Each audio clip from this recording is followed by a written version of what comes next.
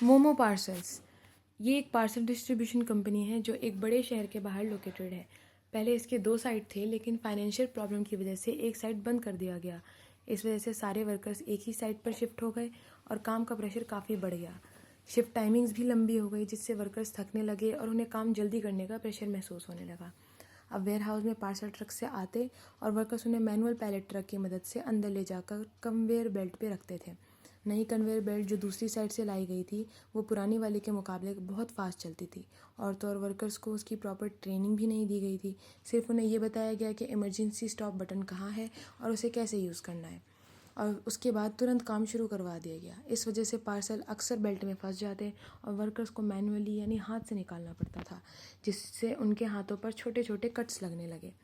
साथ ही पार्सल्स के कार्डबोर्ड से डस्ट निकलकर हवा में फैल जाता था, जिससे वर्कर्स को ड्राई थ्रोट और एलर्जी जैसे सिम्टम्स होने लगे।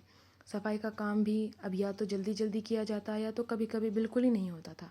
इन हेल्थ कंसर्न को देखते हुए डिपोट मैनेजर ने डिसाइड किया कि एक क्लीनिंग कॉन्ट्रैक्टर हायर किया जाए जो वेयरहाउस की डीप क्लीनिंग करेगा।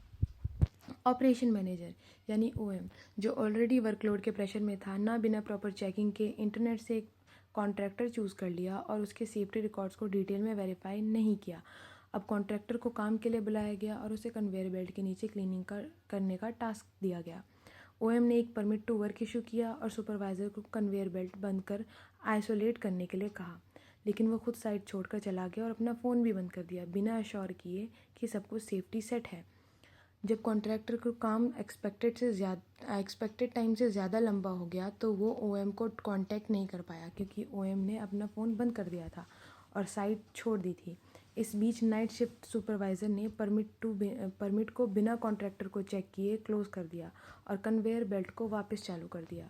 थोड़ी देर बाद जब कॉन्ट्रैक्टर वापस आकर क्लीनिंग का काम कंटिन्यू करता है, तो बिना ये जाने कि मशीन अब चल रही है, इसी दौरान उसके बाल कन्वेयर बेल्ट के मैकेनिज्म में फंस जाते हैं, जिससे एक सीरियस एक्सीडेंट हो जाता है और सुपरवाइज़र तुरंत इमरजेंसी स्टॉप बटन दबाता है और एम्बुलेंस बुलाई जाती है, जबकि night shift manager first aid provide करता है और बाद में इंसिडेंट की इन्वेस्टिगेशन शुरू की जाती है।